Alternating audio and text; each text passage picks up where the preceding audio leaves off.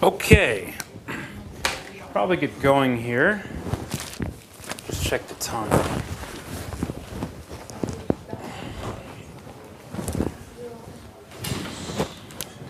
Oh wow, we only have half an hour to do Bismarck.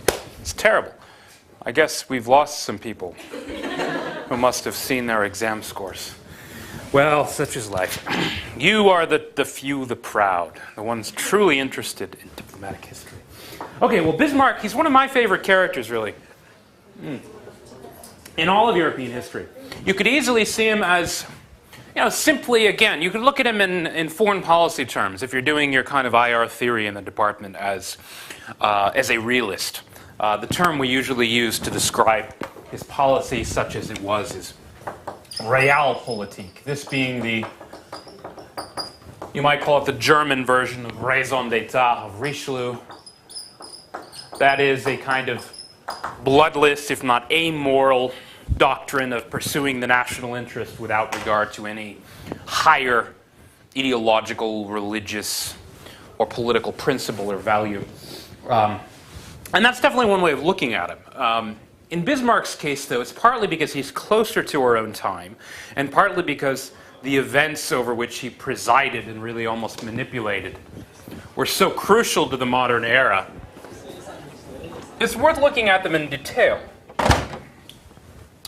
Yes, you can make the analogy very easily with Richelieu. Richelieu, a cardinal of the church who supported Protestants, someone who should, if nothing else, have supported the Catholic cause in the 30 Years' War, instead simply supported the French national interest.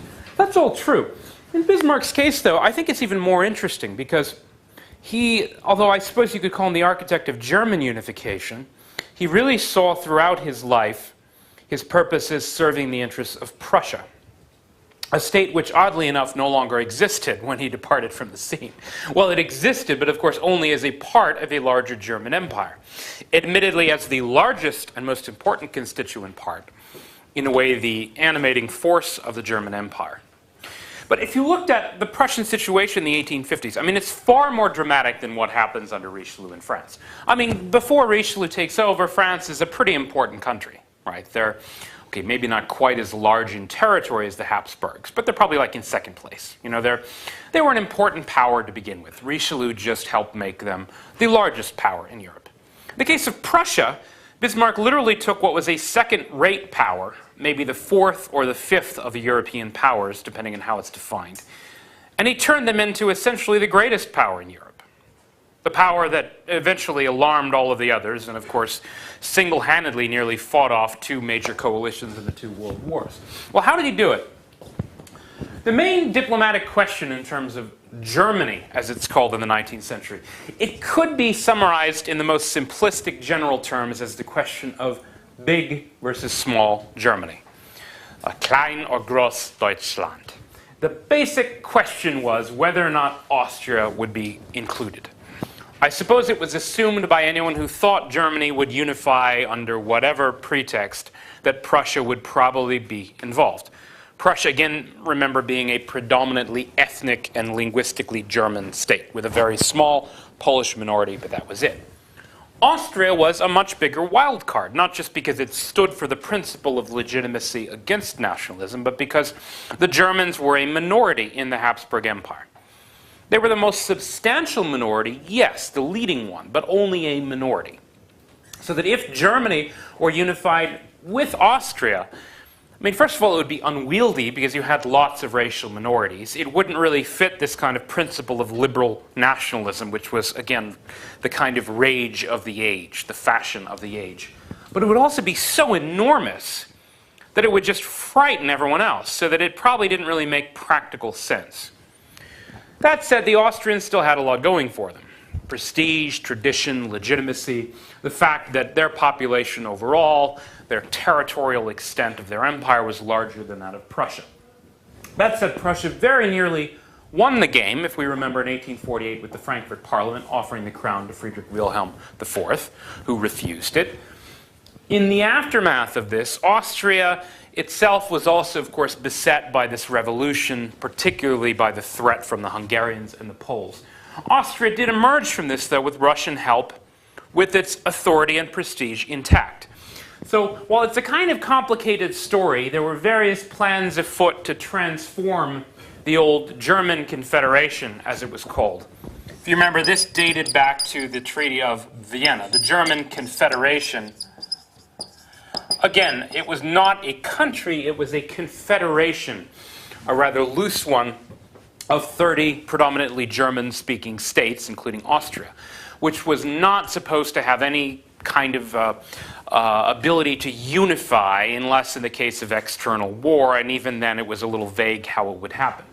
So there was talk after the revolutions of at least kind of revivifying it, rewriting the terms somewhat. And again, the question was big versus small Germany. Would Prussia be dominant? Would Austria be dominant? It was assumed if Austria were in the thing, Austria would be dominant because Austria was larger than Prussia. It had an older tradition, authority, all the rest of it. Well, anyway, to boil this all down, they eventually came up with this sort of agreement at Olmütz, which restored the German Confederation with Austrian participation and with Austria's kind of primacy intact. It's not that Austria ruled the thing exactly, but that Austria had the kind of pride of place in most of the key offices. Now, the Prussian nationalists eventually referred to this as the quote-unquote Olmütz humiliation, because Prussia had mobilized its army, possibly in order to make a stand, to make a claim for dominance or primacy. They backed down, they demobilized. It was very much a case of the Prussians deciding not to fight in the same way they had refused the crown. Part of this is the reason that Napoleon III was kind of left sleeping when it came to German unification of the Prussians. He thought because of all this that Prussia was weak. Prussia had backed down, they had lost, they had refused this kind of opportunity. The Prussians had just done whatever the Russians told them to, which was, back off, back down. So it seemed like Prussia was very weak.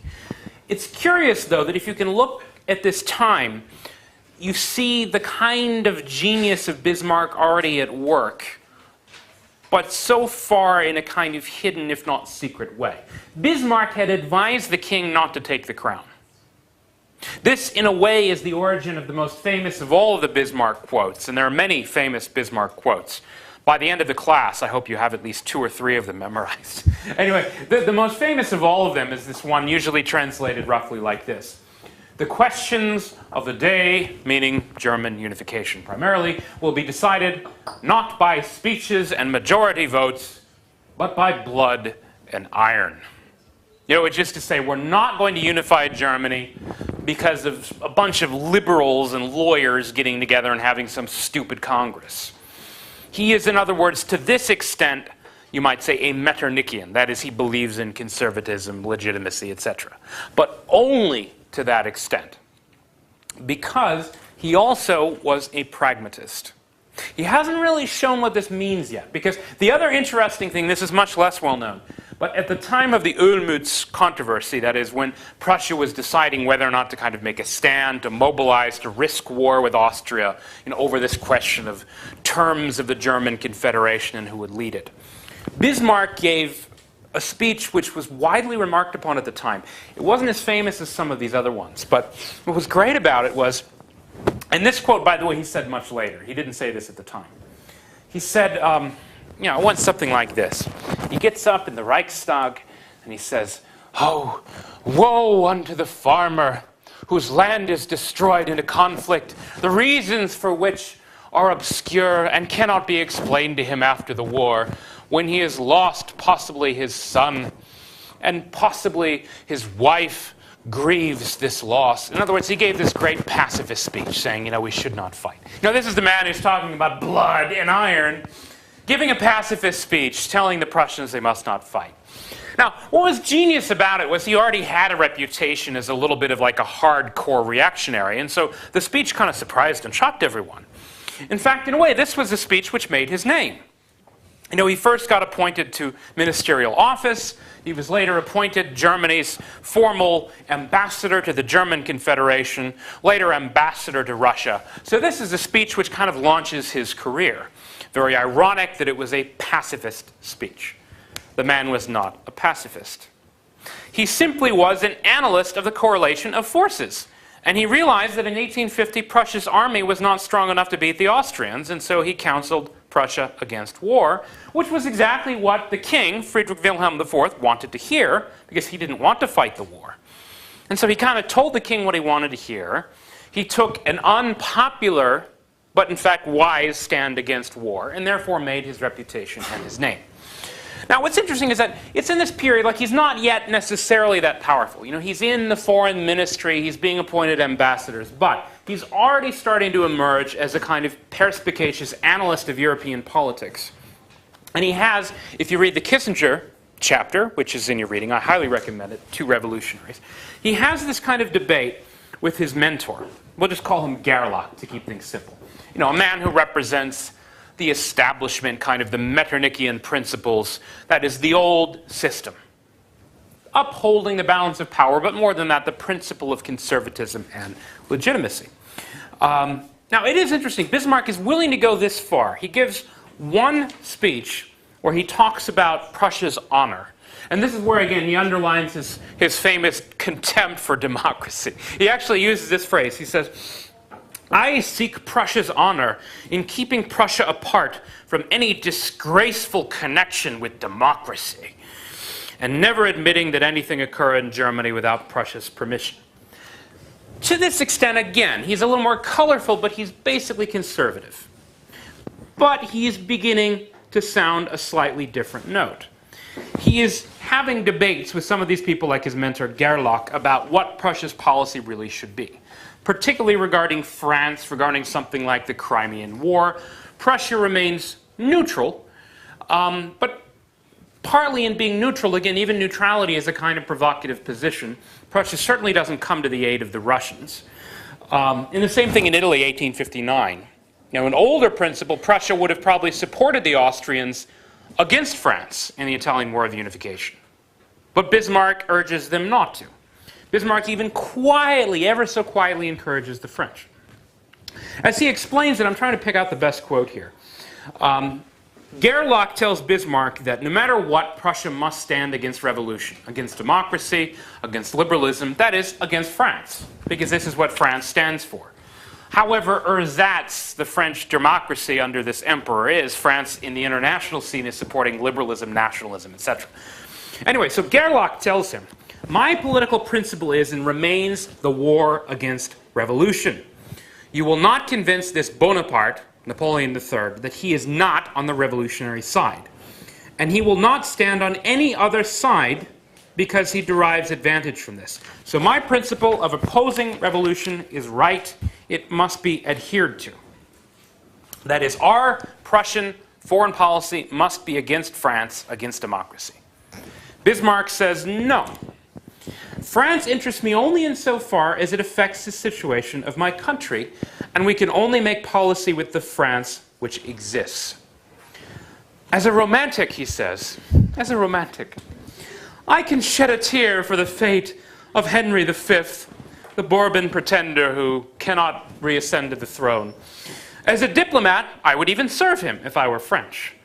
But as things stand, France, irrespective of the accident who leads it, is for me an unavoidable pawn on the chessboard of diplomacy." You note the chess metaphor. "Where I have no other duty than to serve my king and my country, that is Prussia.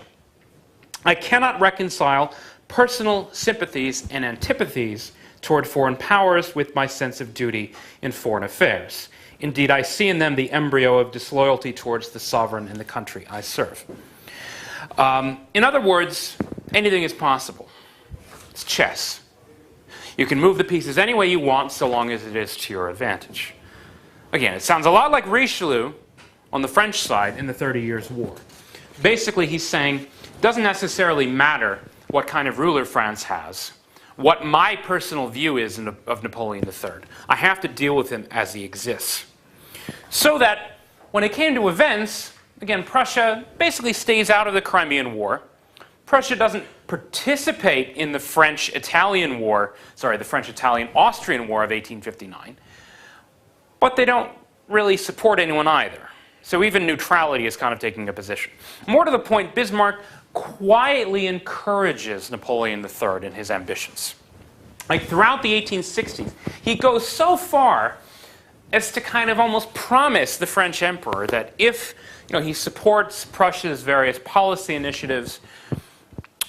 We will support your claim on Belgium and Luxembourg.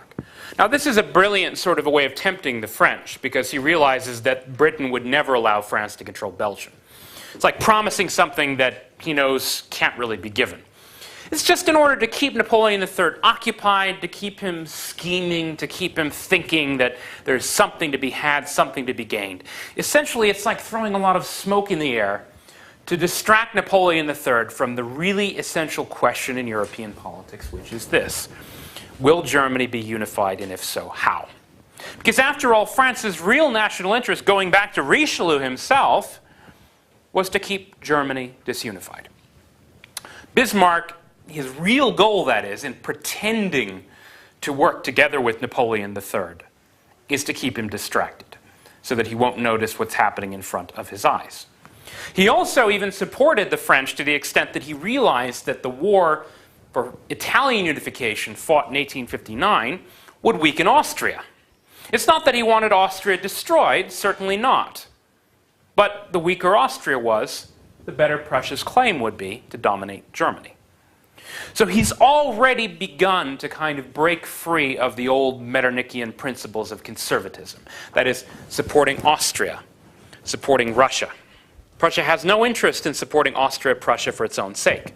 Prussia has no national interest in something like the principle of legitimacy, such that Italian unification, which probably would have horrified somebody like Metternich himself, is for Prussia neither here nor there. It's okay if it weakens the Austrians. He doesn't want Austria too weak either, but he's willing to play ball. He is willing to allow France to have its head in Italy, in part because he realizes that the French don't really understand their own interest, at least Napoleon III doesn't. Yes, he gained some territory in Italy, but remember, at the price of alarming Britain. The French-British alliance, the fulcrum of the Crimean War, is now more or less dead. The British are really suspicious of Napoleon III. They think he's reviving the old Napoleonic ambitions. They're not necessarily opposed to Italian unification, but they definitely don't want too much trouble on the continent. Britain just believes in the balance of power. So anyway, so France has now begun to isolate itself. The Austrians obviously hate France, because after all, France has just fought against them to unify Italy. Russia, meanwhile, actually, this is another mistake Napoleon III made. He very loudly gives support. He didn't send troops or anything, but he just very loudly and publicly supported a Polish rebellion against Russia in 1863, which the Russians, of course, suppressed with predictable brutality, thus pissing off the Russians. So even though he seemed like the most powerful man in Europe at the end of the Crimean War, France is now, they've gained some territory, but diplomatically they're beginning to be isolated. So Bismarck decides the time is ripe to make his move. Now, it's a little complicated how he goes about it. The first major episode in the usual story of German unification is over this territory of Schleswig-Holstein, which, again, it's not a huge territory. It's just a couple of duchies existing in what is modern Denmark. And Prussia exerts a kind of somewhat specious claim on principles of unification by blood and marriage and so on to these territories. He gets the Austrians to go along with it, and even to mobilize troops. The Austrians were supposed to get Holstein, the Prussians Schleswig. He's doing this, again, in order to a certain extent, distract everyone, to make sure the Austrians are kind of complicit in his scheme. Which also means that none of the other powers are really going to be strong enough to oppose it. Again, he's quietly promising Napoleon III all this other stuff so that Napoleon III stays neutral. It's not that France has a claim here. It's just that France traditionally, doesn't want any German power to get too basically powerful. And so he kind of like bribes the French in neutrality, again, by promising them things he doesn't actually have. He does the same thing with the more significant step. When he finally does fight this war with Austria, essentially over primacy in the German Confederation, the issue which had nearly sent them to war in 1850. The pretext for the conflict, again, was rather flimsy. It was just basically Prussia, again, kind of trying to piss off the Austrians by asserting various claims that were a little bit more aggressive than was warranted by Prussia's legal position in the German Confederation. And this leads to the historic battle at Königgrätz, where the Prussians defeat the Austrians. Now this is where Napoleon III really screws up, because he should not by any means have allowed this to happen. Or at the very least, he should have declared a price before the war. He should have either chosen sides, or he should have threatened the Prussians not to go to war.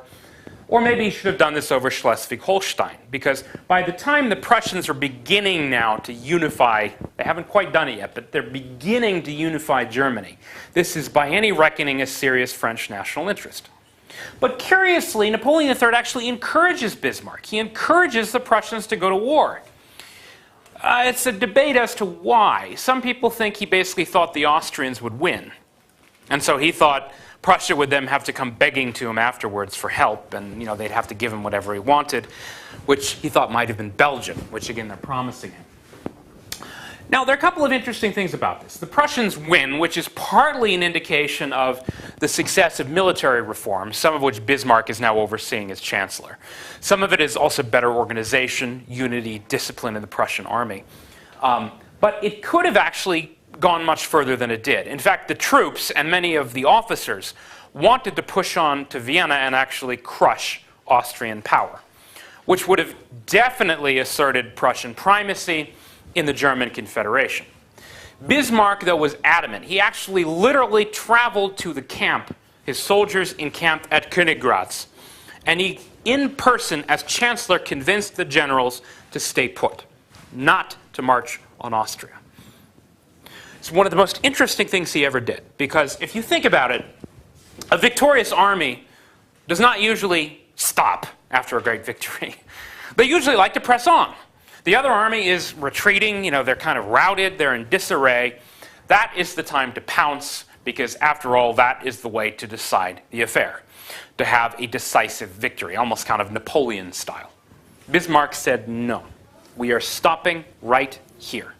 We will negotiate with the Austrians, because while Bismarck wanted Prussia to have a superior position in the German Confederation, he did not want to break Austria's power, because in fact, in the long run, he thought Prussia and Austria had many common interests.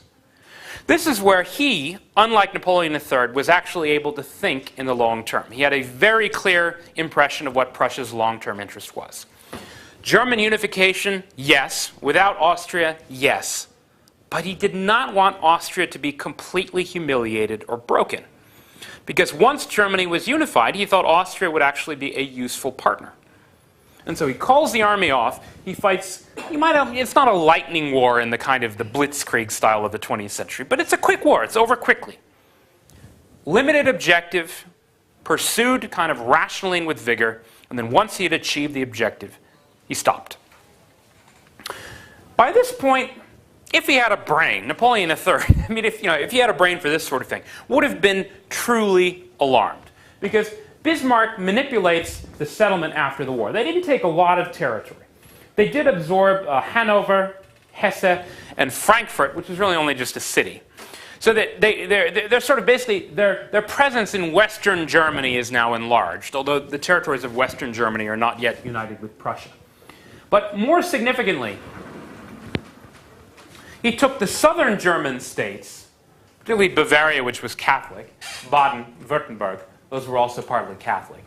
Now, because of this difference, again, Catholic South Germany versus Protestant North Germany, he realized they might have objected to simply being absorbed into the new Prussian Germany. And so he granted them a kind of independence.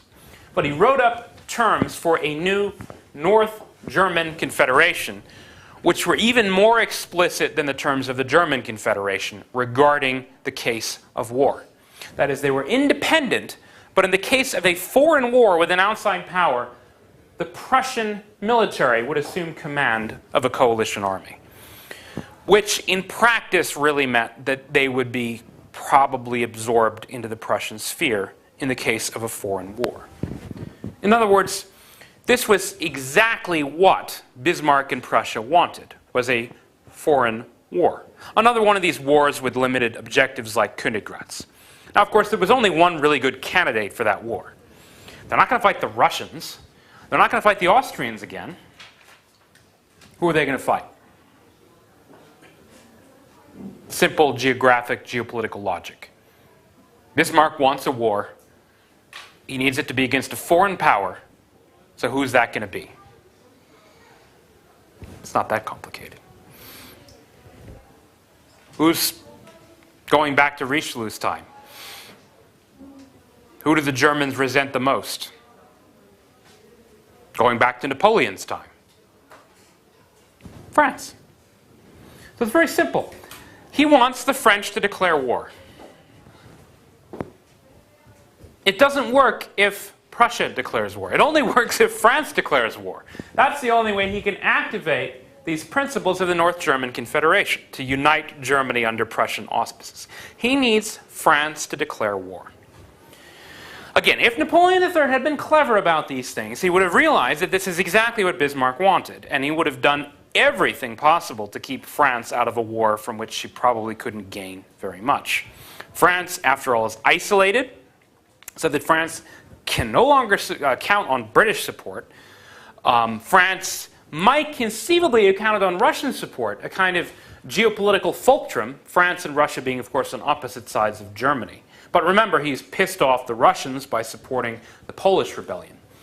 Austria, that might have been possible, except that, of course, France just fought a war with Austria, and France is now the sponsor of Italian independence, meaning no matter what he promises the Austrians, they're probably not going to help him. So, again, if he had a brain for this sort of thing, he would have simply stayed out. Instead, he fell for the German bait. Now, how did it happen?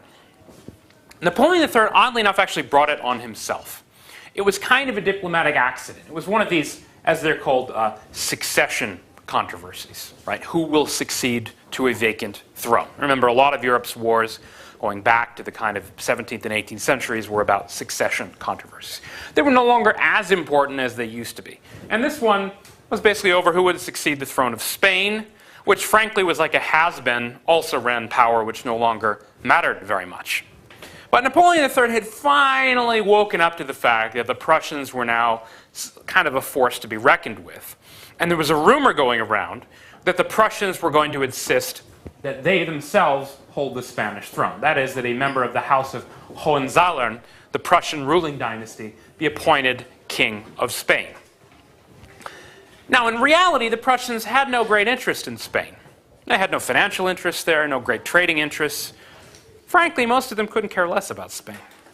But when they heard that Napoleon III wanted to keep a Prussian off of the Spanish throne, well, Bismarck thought, here's my opportunity. So what he did is, I mean, again, Napoleon III, he brought it all on himself. It's like it's like he stabbed himself. It's amazing. He actually sent a delegation to the Prussian king to ask that the Prussian king, at the time it was Wilhelm I, promise not to appoint a Hohenzollern prince to the throne of Spain.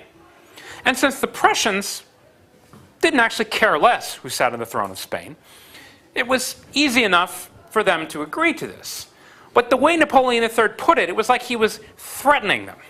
And so Friedrich Wilhelm IV kind of politely said, well, no. He said it very politely. I mean, look, he said basically, look, I don't actually think this is that important an interest for us, but we are not going to, agree at the point of the bayonet or whatever to this, agreement, blah, blah, blah. He said it very politely, properly, just upholding the principle of legitimate succession, that things should be done in the old way, according to the old traditions. We're not going to accept, French dictation, etc., etc. Okay. Well, this is what happened in reality. What Bismarck did next was to take the text of what the king had said to the French envoy and edit it so that it sounded like the Prussian king had been very insulting and domineering, which he hadn't actually been. He just basically, you can do this. Like you take a text and you cut things out of context. And you cut out all the words that make it sound really moderate and kind of accommodating. And then it sounds suddenly like the Prussians had told the French to go themselves. That's what Bismarck did. This is the so-called Ems telegram, which Bismarck, again, he was very much a kind of modern man ahead of his times, very clever in these things. He released it heavily edited to the press to make it seem like the Prussians had insulted Napoleon III. Which, again, the king hadn't really done, but that's what he made it sound like. And so Napoleon III, guess what? What does he do? He declares war, which is exactly what Bismarck wanted him to do. In fact, that was the only thing that he could have done to help Bismarck in his cause of German unification. France declares war. They activate this kind of principle of the North German Confederation, where the southern German states, which frankly don't even really trust the Prussians very much, they all now accept the unified command. The North German Confederation goes to war against France. In part, I'll talk more about this in the coming weeks, but in part because of kind of Prussian developments involving things like literacy in the army, particularly mobility, the new general staff, the study of warfare, the use of railways in particular. They're able to muster force at the decisive points. They surround the French troops at Sedan. I think I have this right here. They actually captured the emperor himself personally and took him prisoner.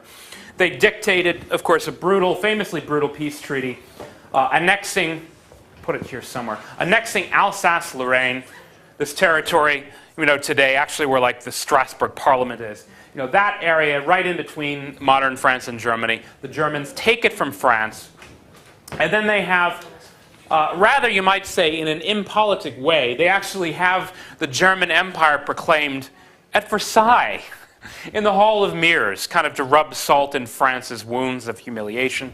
France is so humiliated that they have this famous episode involving the Paris Commune, a kind of artisanal workshop. It wasn't really Marxist, but the Marxists took it on as like a kind of workers' revolution. Marx himself wrote a book about it, endorsing it, talking about this as a step on the road to revolution. This is, if you've been to Paris, the Sacré-Cœur Church was built to commemorate the victims of the violence and so on.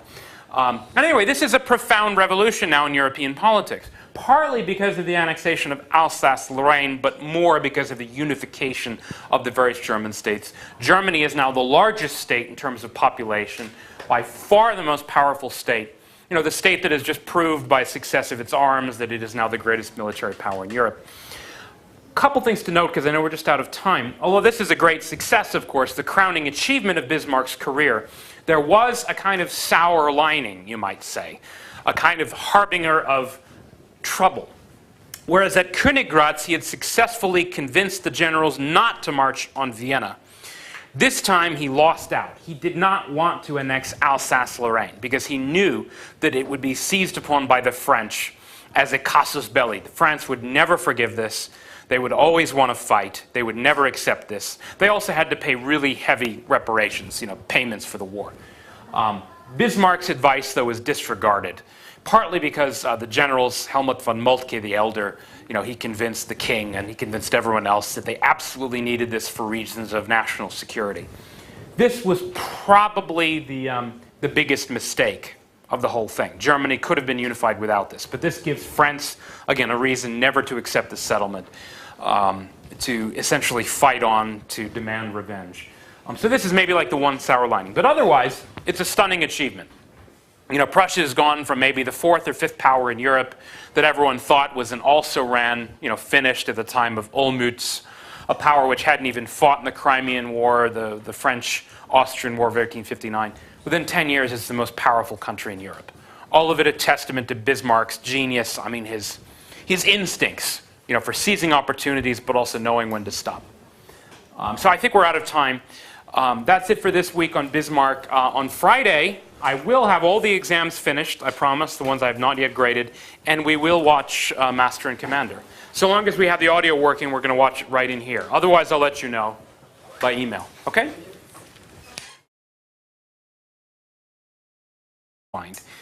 And he turned them into essentially the greatest power in Europe. The power that eventually alarmed all of the others and, of course, single-handedly nearly fought off two major coalitions in the two world wars. Well, how did he do it? The main diplomatic question in terms of Germany, as it's called in the 19th century, it could be summarized in the most simplistic general terms as the question of big versus small Germany. Klein or groß Deutschland. The basic question was whether or not Austria would be included. I suppose it was assumed by anyone who thought Germany would unify under whatever pretext that Prussia would probably be involved. Prussia, again, remember, being a predominantly ethnic and linguistically German state with a very small Polish minority, but that was it. Austria was a much bigger wild card, not just because it stood for the principle of legitimacy against nationalism, but because the Germans were a minority in the Habsburg Empire.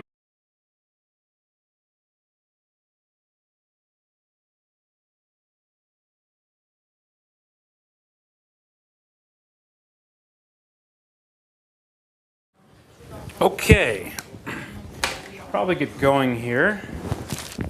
Just check the time.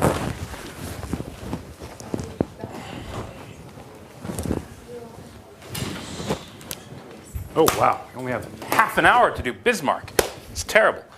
I guess we've lost some people who must have seen their exam scores. Well, such is life. You are the few, the proud, the ones truly interested in diplomatic history. Okay, well, Bismarck, he's one of my favorite characters, really, in all of European history. You could easily see him as, simply, again, you could look at him in foreign policy terms if you're doing your kind of IR theory in the department as a realist, the term we usually use to this empire. They were the most substantial minority, yes, the leading one, but only a minority. So that if Germany were unified with Austria, I mean, first of all, it would be unwieldy because you had lots of racial minorities. It wouldn't really fit this kind of principle of liberal nationalism, which was, again, the kind of rage of the age, the fashion of the age. But it would also be so enormous that it would just frighten everyone else, so that it probably didn't really make practical sense. That said, the Austrians still had a lot going for them. Prestige, tradition, legitimacy, the fact that their population overall, their territorial extent of their empire was larger than that of Prussia. That said, Prussia very nearly won the game, if we remember in 1848 with the Frankfurt Parliament offering the crown to Friedrich Wilhelm IV, who refused it. In the aftermath of this, Austria itself was also, of course, beset by this revolution, particularly by the threat from the Hungarians. That's all true. In Bismarck's case, though, I think it's even more interesting because he, although I suppose you could call him the architect of German unification, he really saw throughout his life his purpose as serving the interests of Prussia, a state which, oddly enough, no longer existed when he departed from the scene. Well, it existed, but of course only as a part of a larger German empire. Admittedly, as the largest and most important constituent part, in a way, the animating force of the German empire. But if you looked at the Prussian situation in the 1850s, I mean, it's far more dramatic than what happens under Richelieu in France. I mean, before Richelieu takes over, France is a pretty important country, right? They're, okay, maybe not quite as large in territory as the Habsburgs, but they're probably like in second place. You know, they were an important power to begin with. Richelieu just helped make them the largest power in Europe. In the case of Prussia, Bismarck literally took what was a second-rate power, maybe the fourth or the fifth of the European powers, depending on how it's defined. Describe his policy, such as it was, his Realpolitik. This being the, you might call it the German version of raison d'etat of Richelieu. That is a kind of bloodless, if not amoral, doctrine of pursuing the national interest without regard to any higher ideological, religious, or political principle or value. And that's definitely one way of looking at him. In Bismarck's case, though, it's partly because he's closer to our own time, and partly because the events over which he presided and really almost manipulated were so crucial to the modern era. It's worth looking at them in detail. Yes, you can make the analogy very easily with Richelieu. Richelieu, a cardinal of the church who supported Protestants, someone who should, if nothing else, have supported the Catholic cause in the 30 Years' War, instead simply supported the French national interest.